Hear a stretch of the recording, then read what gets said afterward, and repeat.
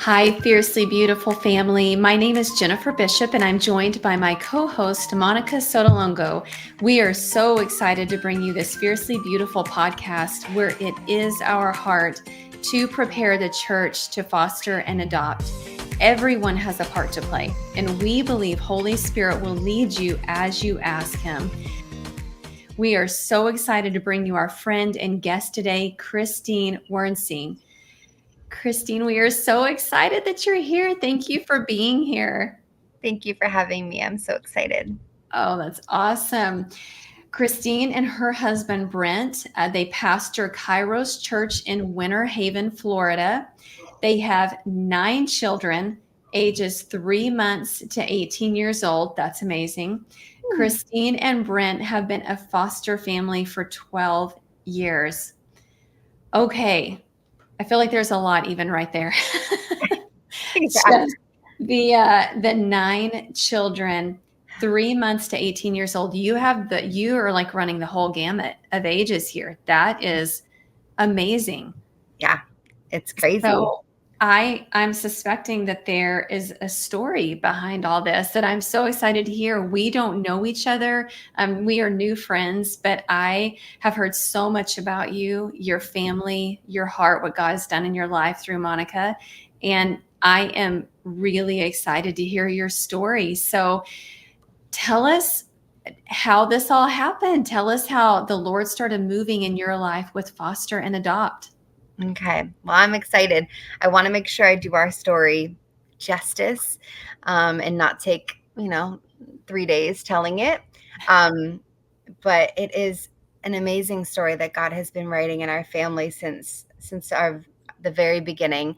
And each of our children that have come into our home have such a special story. So I am going to spend quite a bit of time telling their stories. I know when I was looking at what foster care and adoption looked like for our family, I couldn't get enough personal stories of other people who'd already stepped into foster care and adoption.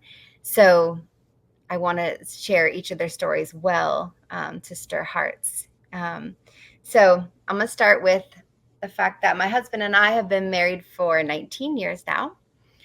We knew right away that we wanted to have babies, and we always knew that we were going to adopt. We didn't know what that was going to look like, but we said, maybe we'll have 2 or 3 kids. God laughs at our plans. I knew that I was struggling with infertility. It's just something that I was born with. So we went right away and started on fertility meds when we got married. And 7 months later, I was pregnant with our first child. I didn't know at the moment what a miracle that was, because fast forward, a little spoiler alert, but 17 years of not preventing and trying again with different avenues, we were not able to have another baby. So Delaney came along, and we knew that we were meant to adopt. I didn't want to go that route again of getting pregnant, just for different reasons. We just knew that this was the time for us to adopt sooner than we had expected. We were still young in our marriage and didn't really know a lot about adoption, but I knew that our child was going to be of Asian descent. And, most of the time, this was in 2008 or 2007, that I'd only really heard of China, like adoption from China, and had a friend who had adopted from China. And so I thought that was the only country that offered adoption, because it was the only one really talked about. So I started doing my research, and, God, through my time with him, just kept confirming that, there was a devotional that I read that just said, adopt the child. And I was like, husband, look, like God's speaking, he's telling us to adopt. I know he's telling us to adopt. I would see children and cry, knowing that my child was coming from another country. It just, in my heart, I knew. And when I looked into the adoption from China, the door was immediately shut. You had to be 30 years old, and we were not that old.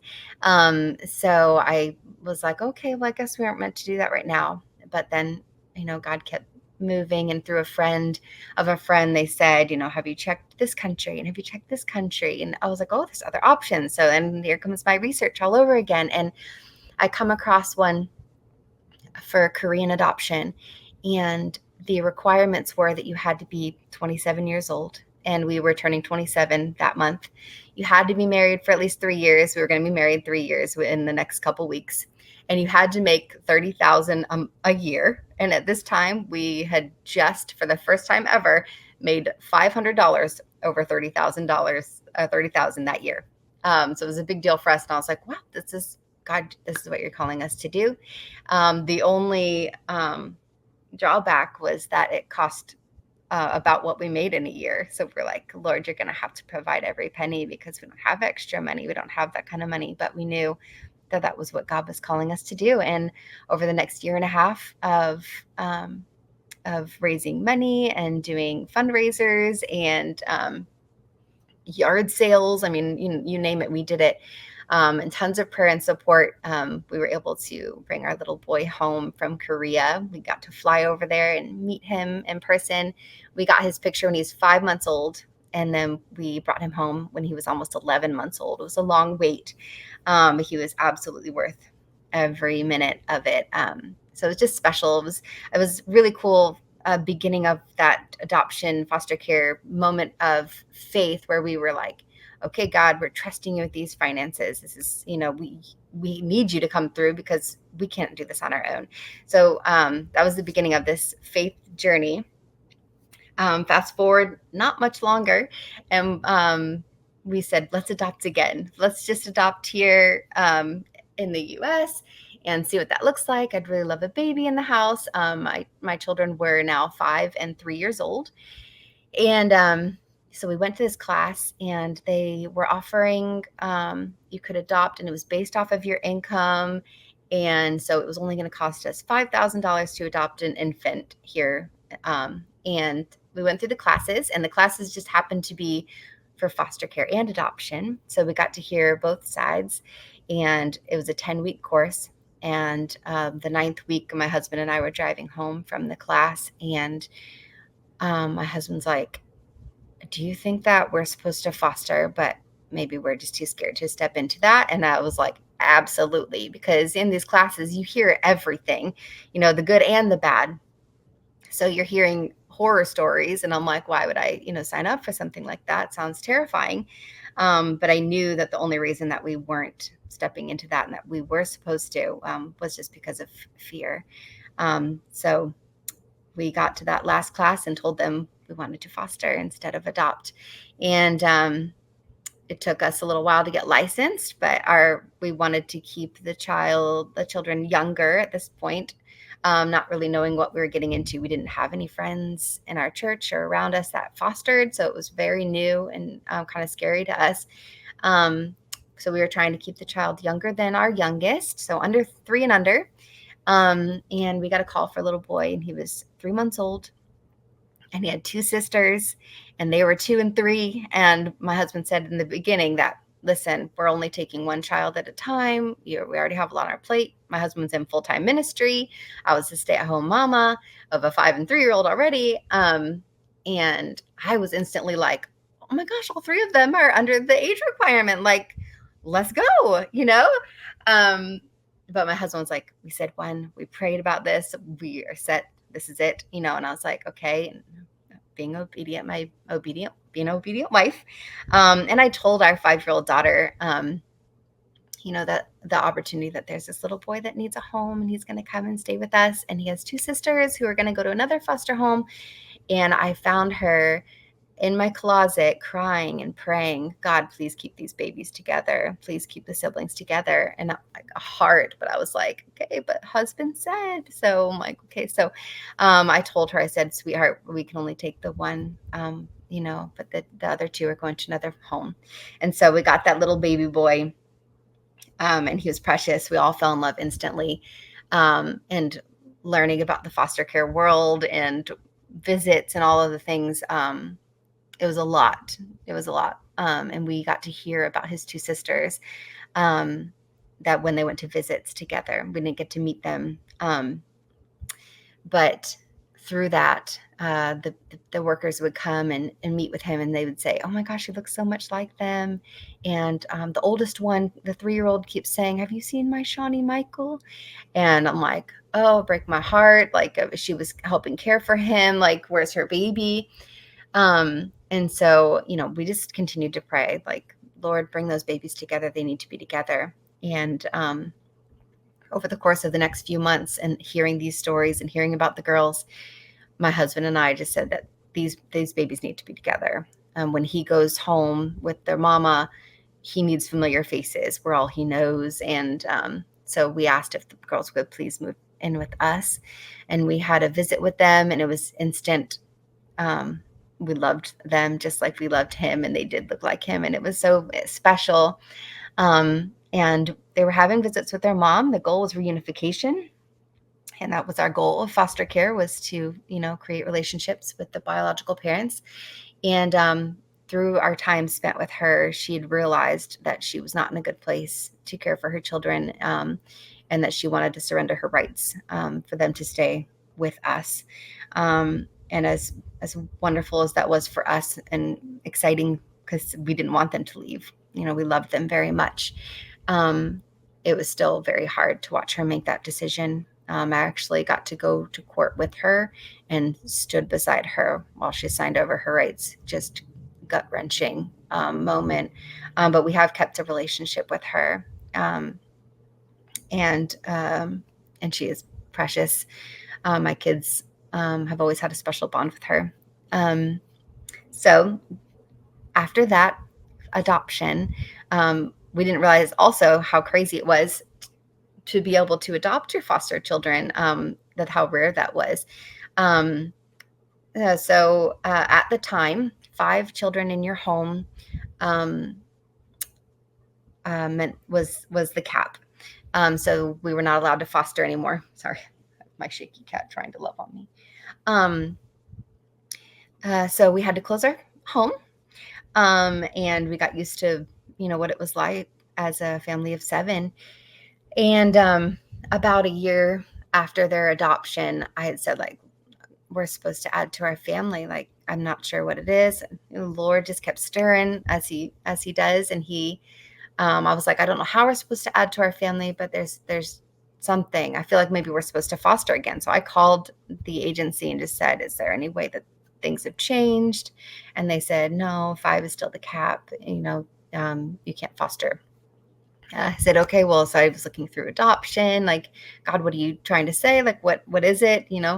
And not long after I had made that call, I got a call from the agency. And I feel like it was weeks. I don't remember the timeline, but she said, so if you're still wanting to foster, the criteria or whatever has changed, and the cap is now 8 or whatever it was.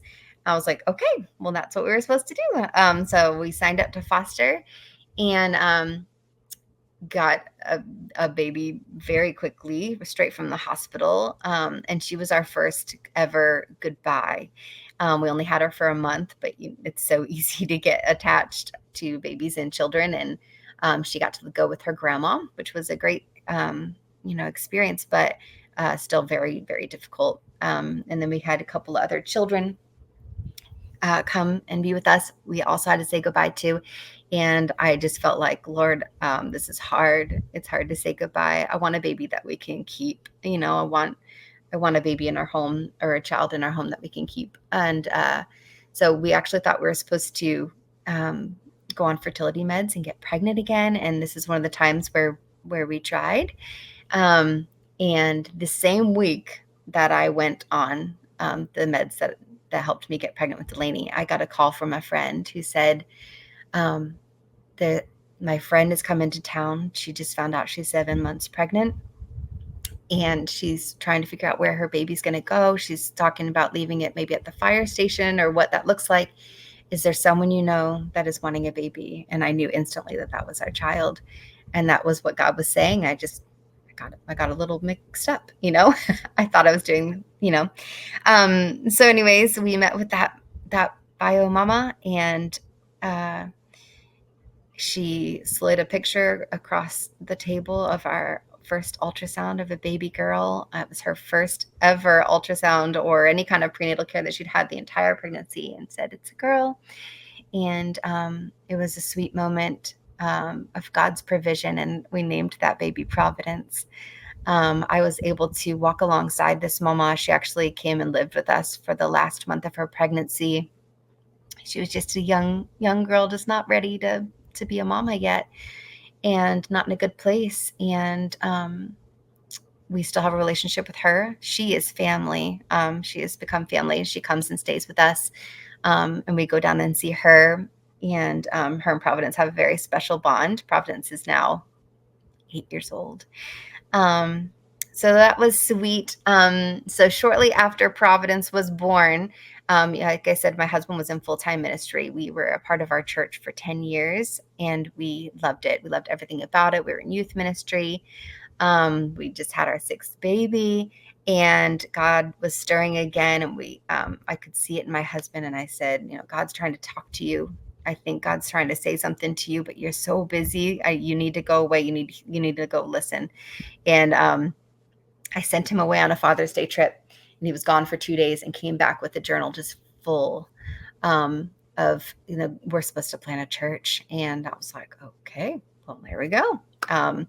And so we picked up everything, all our children, and went where God had sent us. And it was still in Florida, but just to plant our own church. And we knew right away that one of the main things that Kairos Church was going to stand for was foster care and adoption. And we wanted it to be really the heart of our church, because it was our heart, but also we know it's God's heart. And we moved and started all over in a community where we knew nobody, to plant this church. And one of the first things we did was got our license to foster out here in Polk County, and started filling our home with children. And over the course of planting the church and the past 7 years now, we've brought over 40 children from Polk County into our home. And we've had children from 19 down to straight from the hospital. We've had children for, I think our longest placement ever was 13 hours. Shortest 13 hours, and our longest, it was over a year to forever. So since moving out here, like I said, we've fostered many. We've not had the opportunity. We had not had the opportunity to adopt from the foster care system since our very first foster children, and that was 12 years ago. So like I said, we didn't realize how rare and special that was, that moment. So when we were licensed, and we had many, many children come and go, just recently in 2022, we had a little boy come to us through a friend. He was with another foster family along with his sister, and they needed him to move to another family, and they brought him here. He was 4 years old, and he really gave us a run for our money. He was wild. And he had a lot of trauma, had some very severe behaviors, and it was difficult. But over the course of 6 months or less, it was even less, he came here, and his sister went to one of our friends who lived down the street to stay with them, because we just didn't feel like we could take on 2 more at the moment. So anyways, he came to live with us, and he just became, like I tell people now, that even people that have met him and who haven't met him, he's just a different kid than what he was when he first came. And after a few months of him settling in and getting to know us, and some of those behaviors kind of coming down, we again felt like he should be with his sister, whether that's with the other family or with us. And they didn't feel called to take him as well. So we said, bring him home. Let's just bring her on over. We'd had her for a little respite weekend and said, we can make this work. This will be great. We didn't know that we were going to get the opportunity to adopt those sweet babies, but we did. And we finalized in June of 2023.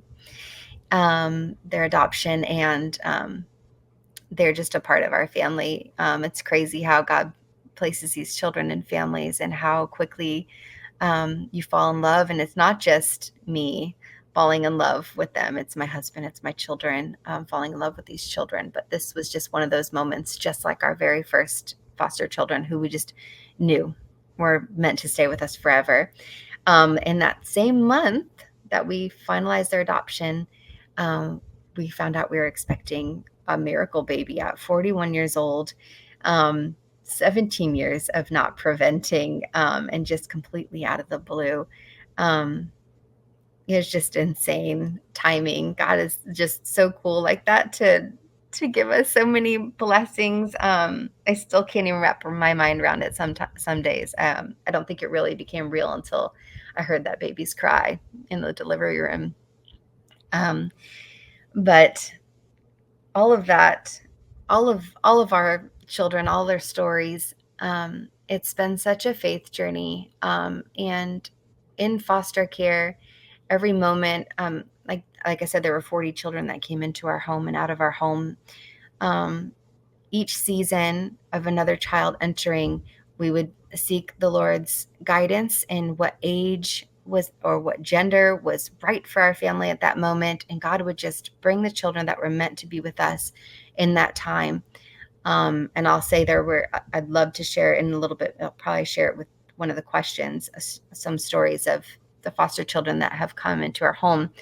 And I love, Jennifer, that your prayer was talking about fear, because that's one of the things that I've struggled with my whole life, is just fear of the unknown, fear of people, fear of what people would think. And so this whole journey has been like combating that, and not letting that control my decisions, and just being obedient to the Lord, even though I'm terrified. And most days it was very scary. But that's our story so far, and I'm excited to see what else He has in store for us. I'm not sure what to do because I'm in between crying and and and rejoicing and like cheering and like wanting to tell you how proud of you I am. I mean, it's all over the place right now. Um I've heard parts of your story. I don't think I've even ever heard your story start to finish. Um and your story makes me want to say yes to Jesus to foster all over again. Hmm. So I think that may be the tears. Hmm.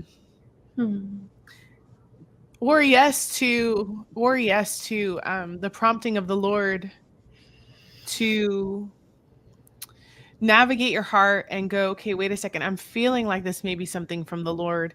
And so for you, you're like, okay, well, maybe it's fertility meds, but then you get the phone call from, the friend who has a baby.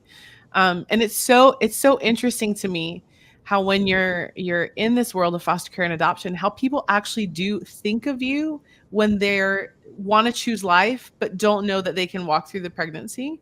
Right. It's incredible to me because you're not an organization, you're not anything, but you're available.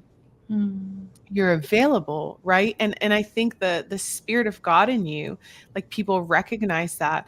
And part of what Jen and I are doing with, this podcast, I feel like is preparing the body to foster and adopt, because we feel like we're at the cusp of the Lord asking many more people to say yes to that very prompting.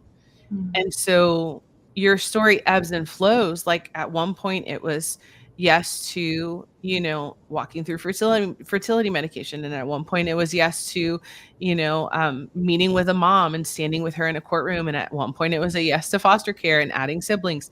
And it ebbs and it flows. It's not in a box, but it was just every yes, to the Lord and just being available.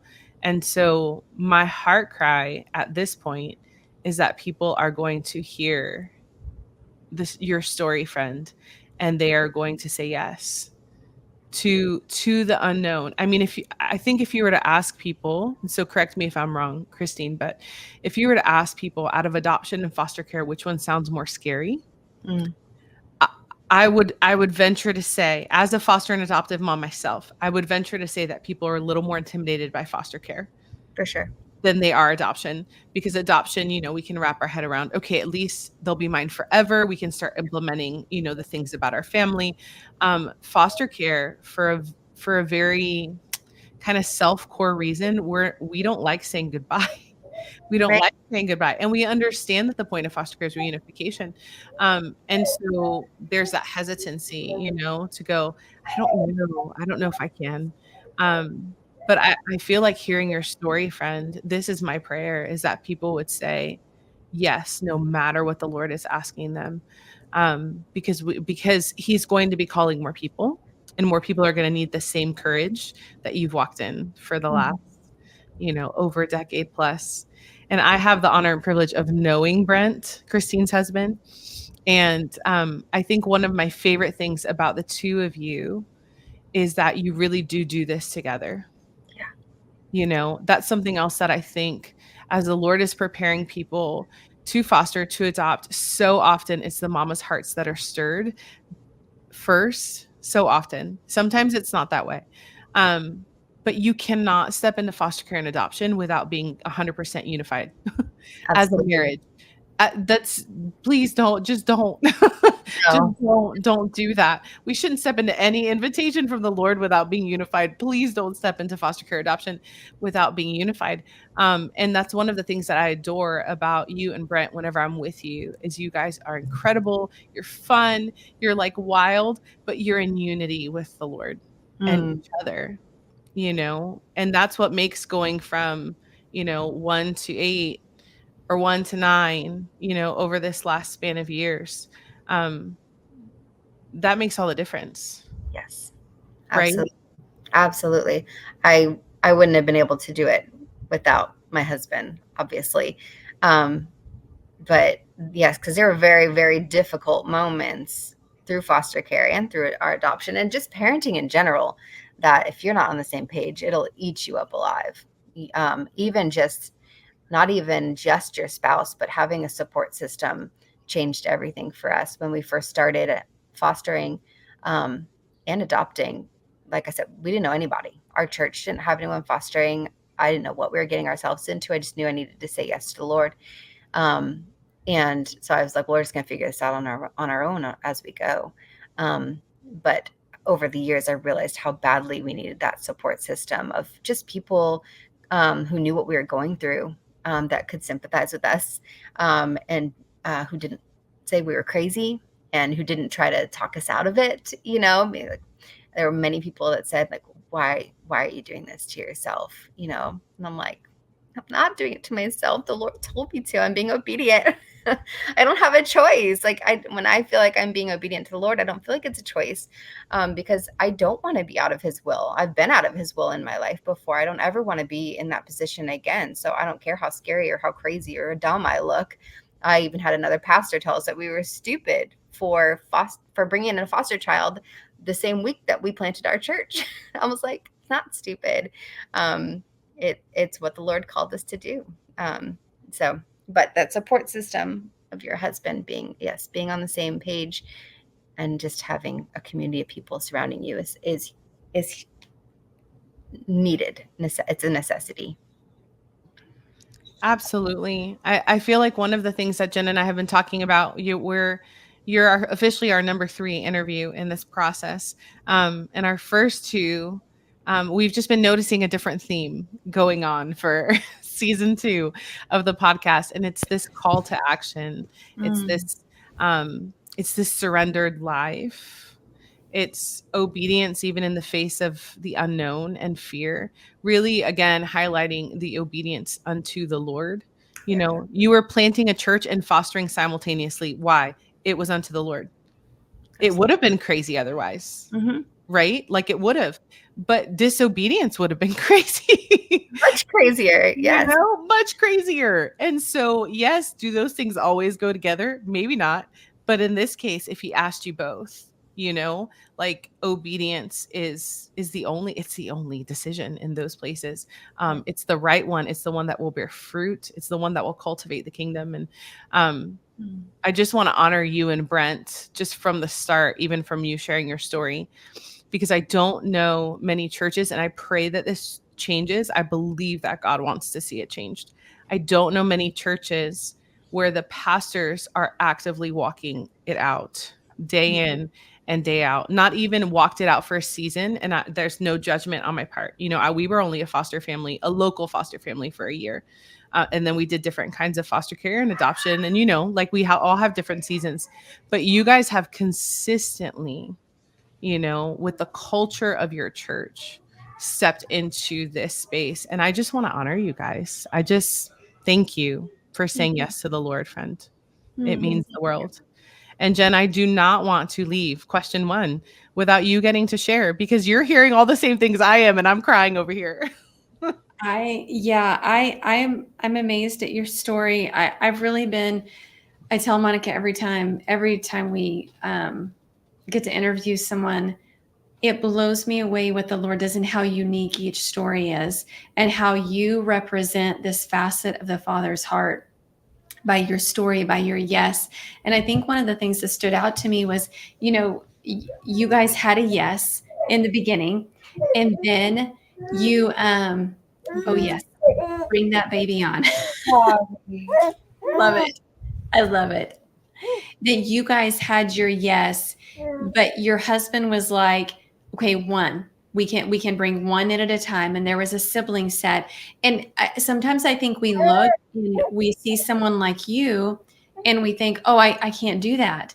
But then it's like, no, your yes didn't start with all of these children. Your yes started with just a yes. And then he progressively grew you from there. And we get overwhelmed oftentimes when we look at the big picture and we think, no way can I do that. That's right. But the thing is, you just had one yes at a time. And then you were just willing to be obedient and follow him. And that's the beauty of that is, and I feel like I'm going to harp on this season, but I just feel like this is one of the things that God is bringing out is I'm not looking for your perfection. I'm not looking for you to be able to handle everything and change the whole world all at once. I'm just asking you to give me your yes. So I love that about your story, just the one yes at a time. Yes. I love that. I love that. That is so true, because it is very overwhelming when you hear things. But even that one yes is such a huge deal, even if you just say yes that one time. But yes, that's how it starts. But it's exciting that's how it starts. Hopefully people will say yes to that, just to that one thing that God is calling you to. Yeah, I love that, friend. Well, transitioning, as a foster mama, as an adoptive mama, as pastors, right? What do you see the Lord doing prophetically? Like clarion call, you're watching it happen. Like, what do you see the Lord doing in this movement of foster care and adoption? Well, I will say, we started fostering 12 years ago. It's very different. And I didn't know if it was because I was immersed into, the world of foster care and adoption. But I really feel like it's just God stirring and moving his people. I told you when we planted our church that, that was one of our main focuses. We were going to be about foster care and adoption. We're going to talk about foster care and adoption. That was one of the main reasons also that we wanted to keep continuing to say yes, because we wanted to model that for others, and set that example. But we're just seeing in our little church of 350 people, many of those children, over a dozen foster and adoptive families. We were trying to count the other day, over a dozen in our tiny little church. And we couldn't even count how many children that was. And it's just so cool. Like, I know that part of it is just that they need community as they step into this, like I said, we needed, and us coming alongside each other, but also just like you're seeing firsthand other people walking in that calling, and you're like, oh, okay, well, that's not so scary. That child is precious. I could totally say yes. And I tell people all the time, like, if that child showed up at your door, you would totally let them in, right? I'm like, come on. It's not that scary. So I think that helps when the church is modeling that and you're seeing it firsthand. That's why I know it was probably sometimes frowned upon, showing faces on my Facebook page, but I showed pictures of our foster children. I wanted people to see their faces so they could see. And I had many people reach out to me saying, like, yeah, asking questions based off of children I'd shared, that were in our family at the time, because it stirred them to action, because they realized I could love that child too. But that's what we've been seeing, and not just in people, who are meant to foster and adopt, but we're seeing so many people in the church coming alongside those who are fostering and adopting, and wanting to do something. Well, I'm not in the place to foster right now. I'm too old to adopt, or, my family doesn't have it together, whatever, but what can I do? And coming alongside us. And that is another reason, our church, we talk about it often, but we also, make sure that we are fulfilling needs and raising awareness in the community of people who may not set foot in a church. And we have a coffee house out of the front of our church called Echo Coffee, and it supports a ministry in our area that, provides tangible needs to children, and families who are in foster care and adoption. And they create these little boutiques around that foster and adoptive families just come and they shop for free. And we have one upstairs in our church, so it's like right there for our community and for our congregation to see and be a part of. And the coffee shop, is Christian. I mean, it's very apparent that it's in front of a church. It's a Christian coffee shop. And our drinks are named after different foster care terms. So people are always asking questions like, what's the respite drink? What does respite mean? What's the guardian ad litem? And all these things that just bring up awareness and stuff. We have little lockers, within the coffee shop, drop off donations, that the Echo Ministries is needing at the time. So it's just a all around just trying to like stir God's people into action, because really, it's our job to take care of the orphan children, but then also to create awareness in our community to show that other people can also and should be doing something. So That's amazing. I love what you're talking about, is that community piece. I've heard people call it wraparound care. I've heard it called so many, but really what it all comes down to is community. And it's the church loving on these children, but not just the children, it's the church loving on the families. Because, I think when we've heard foster, adopt, we just immediately think the only way to be involved in this is to bring a child into our home. And so then there's so many people who immediately count themselves out. Maybe they think there's no way, I'm too old. I'm a grandparent. I can't bring a child into my home to adopt. There's so many ways. Can you be respite care? Could you provide dinner for a family every Friday night? Dinner's on us. There are so many different ways, to come in. Can you provide supplies? Can you provide resources? God is giving the church an opportunity to come be a part of this adoption movement. And of course, that means foster too. And, we've talked about it, Monica, and I can't remember if we talked about this on the last, podcast that we did, but there's been a small percentage of the church, of the body, carrying the weight, we feel like, of what God called the whole body into. Now, that doesn't mean every single person is going to adopt. Every single person is going to foster. There is some way to be involved in this movement, though. You do have a place, every one of us. It's a mandate to care for the orphan and the widow. And I think the widow I really see as the birth mother, in this scenario. Yeah. And I feel like if we could all step up, if we could all step into our one thing, what's the one thing the Lord is asking you to do? What can you do right now? It would extend that weight out over the entire body. You wouldn't see burnout. You wouldn't see fatigue. You wouldn't see all these things that we're seeing. And so I think that I love what you're doing as the church. You're actually fostering this idea of like, we do this in community. This isn't the weight that goes on one person. This isn't one person's job to carry. This is the entire body, The entire body has a place. And it's this beautiful picture of the community and how God wants us to show love for each other. Yeah. And so the fact that you're doing that as the pastors and in your church, that is incredible. I mean, seriously, I honor you guys for doing that. That's such a beautiful picture. And you're just like fostering this environment of, yeah, we all do this together. It's not just her job or his job. We all do this together in community. And I think that the Lord must be so, so happy with that. I think that's beautiful. Thank you. Gosh, I can't even tell you how much I love that.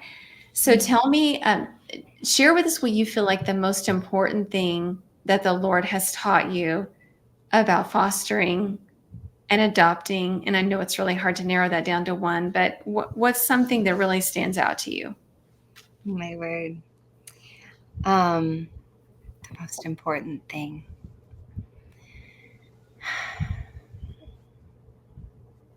I think it's just, don't, like we were talking about fear, don't let fear keep you from doing what God is calling you to do. Because there are so many fears and unknowns that come from, adopting and fostering. But had I let my fear, that felt very strong at the time, if I had let my fear stop me, I would have missed out on the greatest blessings of my life. And the greatest moments where I had to rely on the Lord completely, because if he didn't come through, I couldn't do it. I couldn't do it on my own. I had to put myself in a place where it was all him. And people would say, how are you doing this? You must be so special. I could never say goodbye. I could never do what you're doing. And I'm like, I'm not special. There is nothing special about me except for the fact that I am known and loved by my Creator, and He is my strength, because I wouldn't be able to do it without Him. I'm so sorry, my love. He's so sweet. He's like, everyone be quiet. I want to go to sleep. But anyways, just not letting that fear stop you. One of the stories that I wanted to tell you was when we first started fostering. Hey, can I have this? Can you have this? We'll try this again. Let's make sure I'm out of the shot.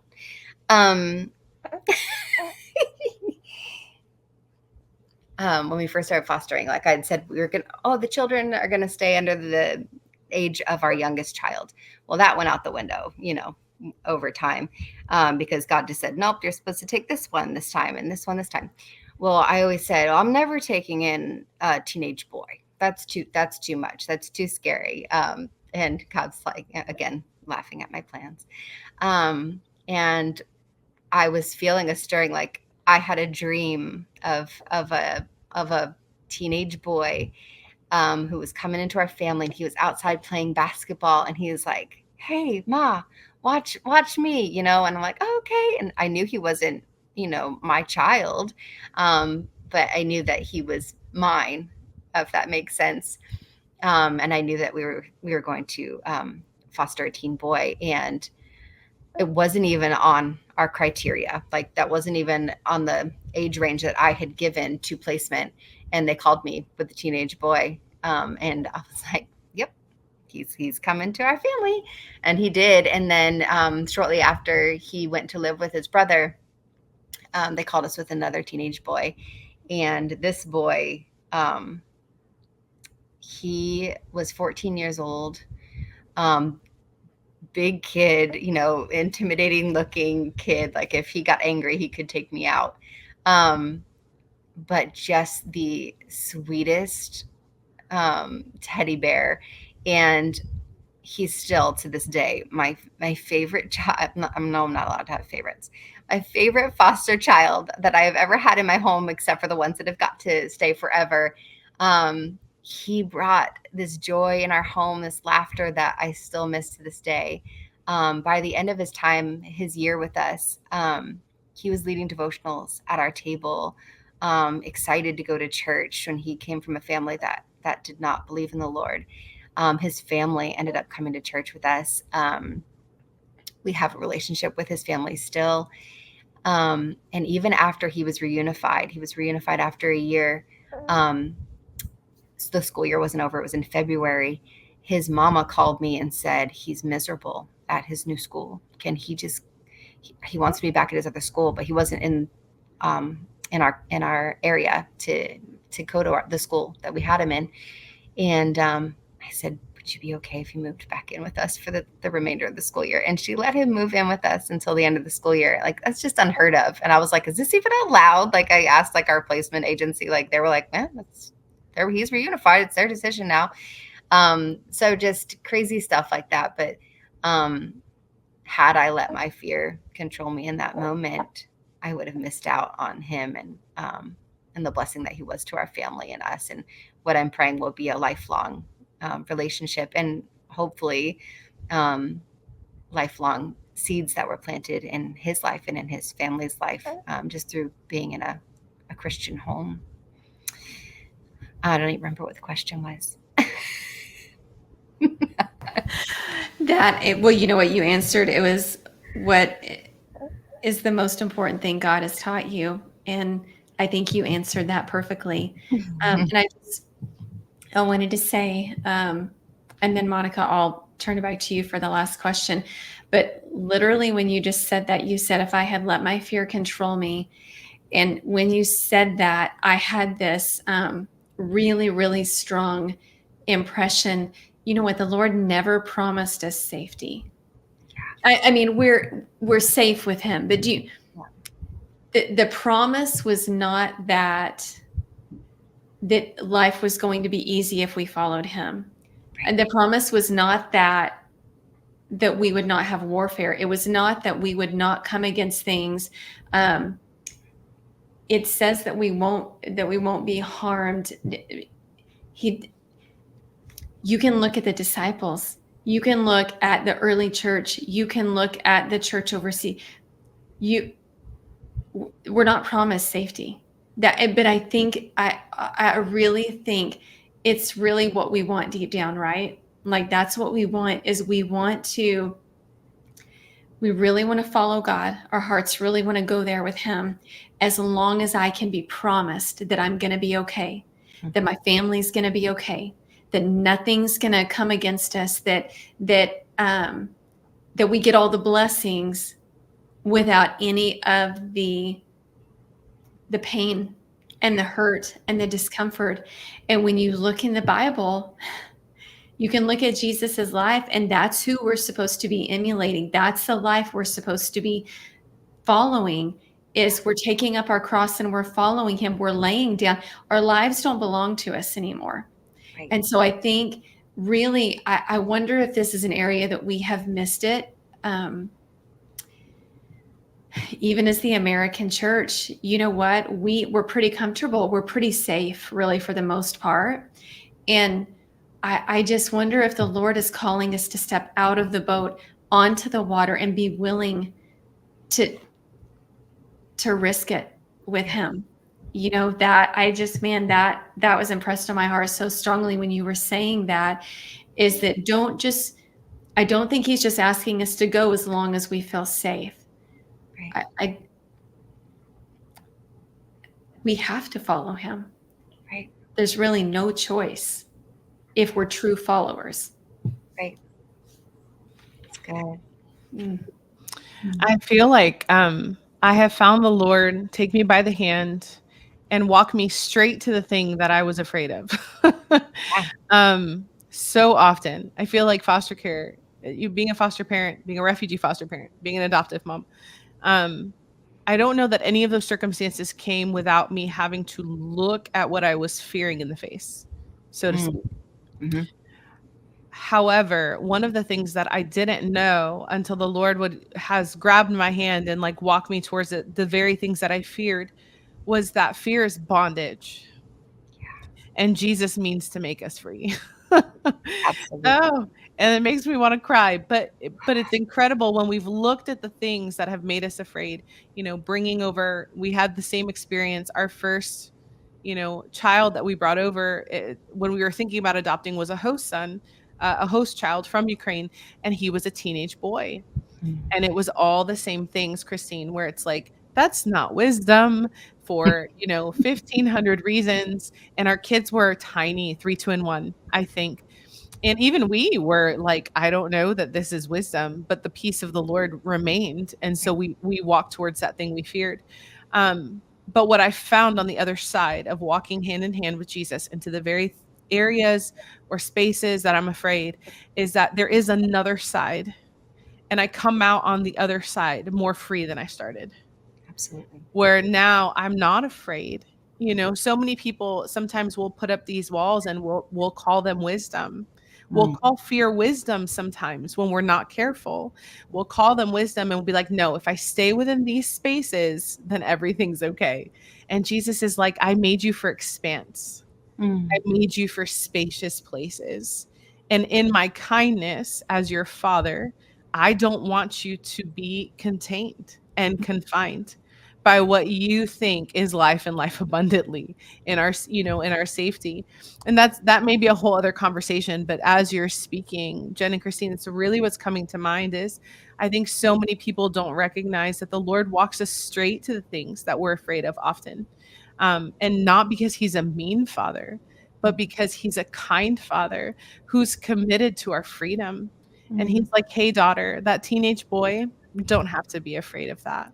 Hey, daughter, having 4 kids under 5, don't have to be afraid of that. Not when I'm in it, right? Not when I'm in it, not when I'm in it with you, because I am giving you the capacity.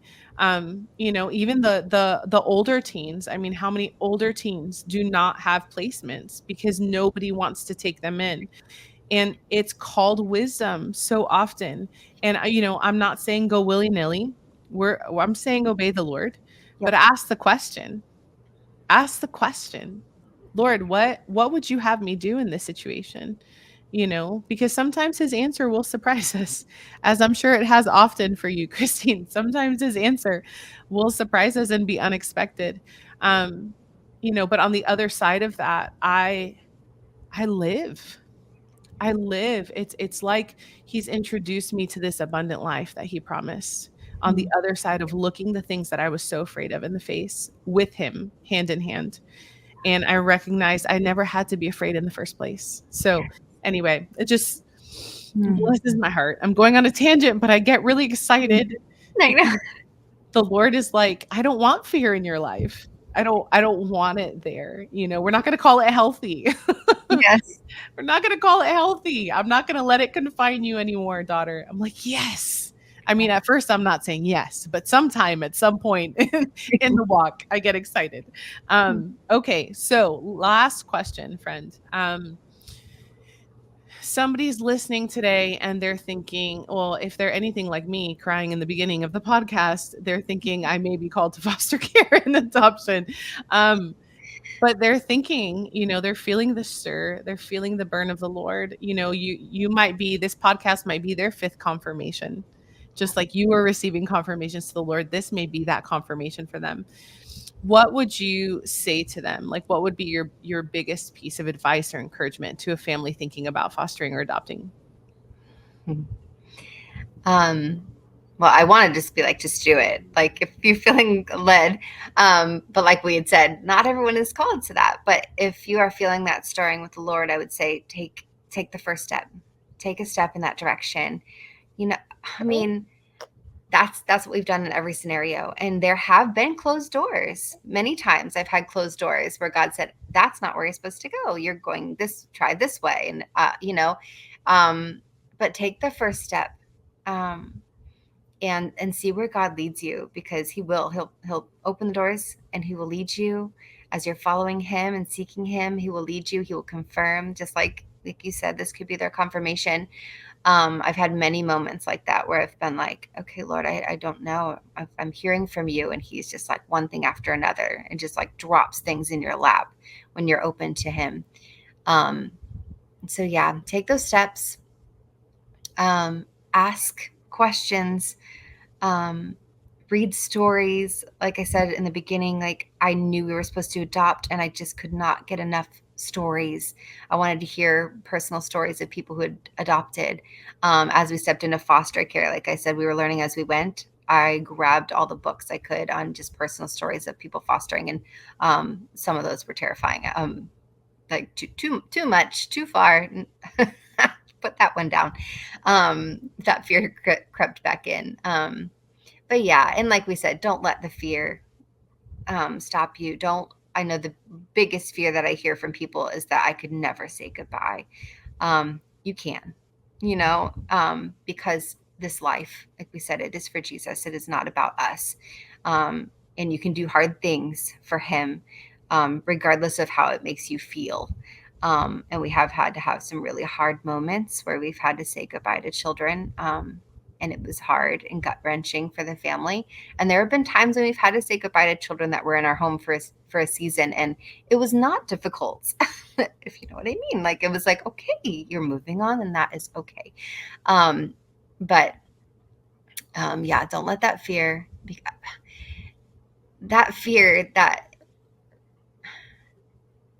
that you're saying no to this child.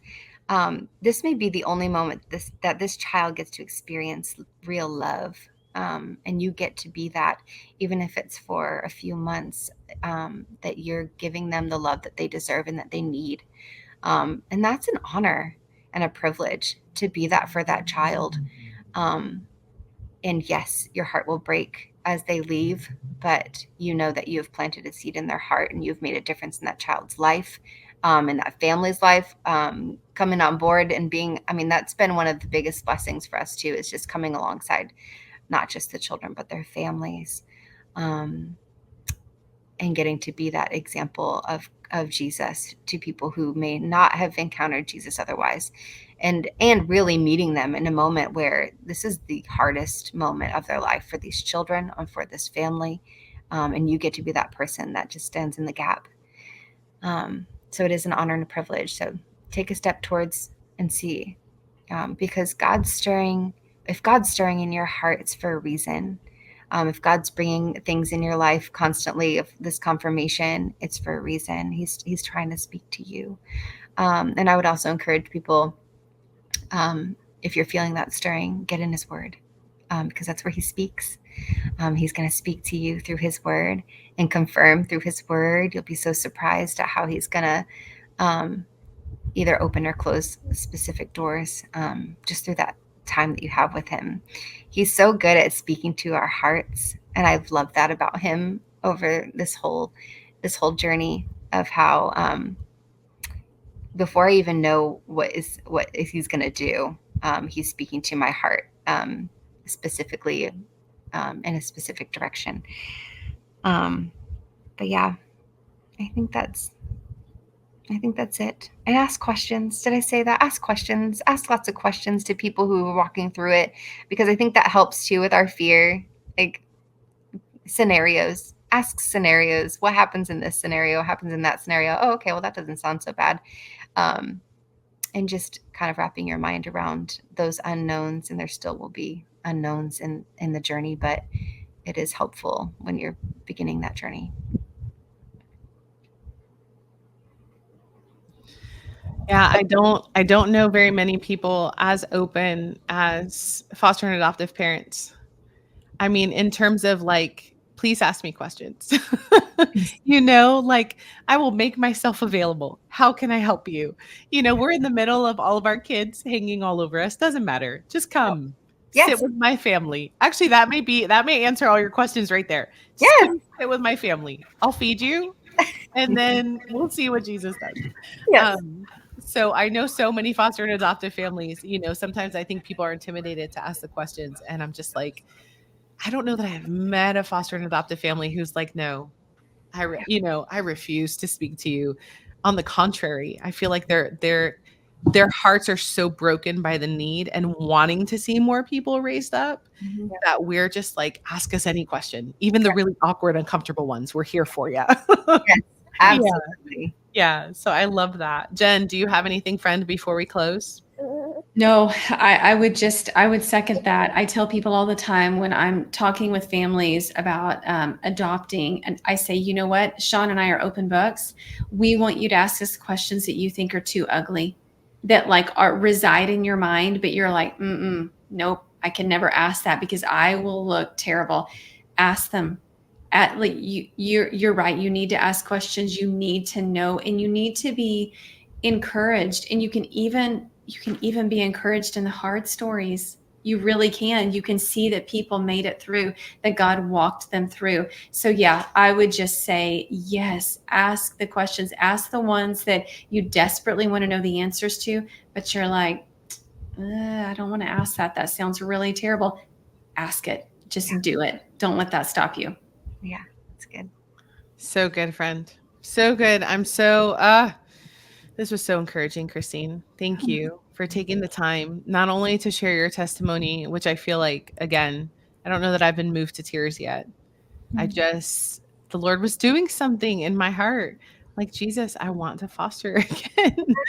I'm I do, and it's not knowing what I'm stepping into because we fostered before, but I think it's the overflow of his heart.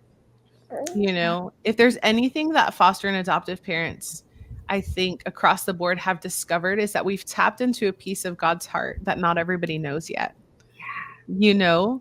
And so it's almost like a secret treasure sometimes. I'm like, Yes. "Oh, it's so overflowing." Like his heart is so overflowing with love. And so yeah, I'm just so honored that you shared your story with us Mm. and that you guys are doing what you're doing at Kairos and Echo Coffee House. And I've just watched you guys practically live out your yes to the orphan and the widow. Yeah. And it's just such an honor to be your friend. And it's such an honor to be your friend. And I love you dearly. So, okay, if people want to learn more about Kairos, about you and Bren and your family, where would you have them go?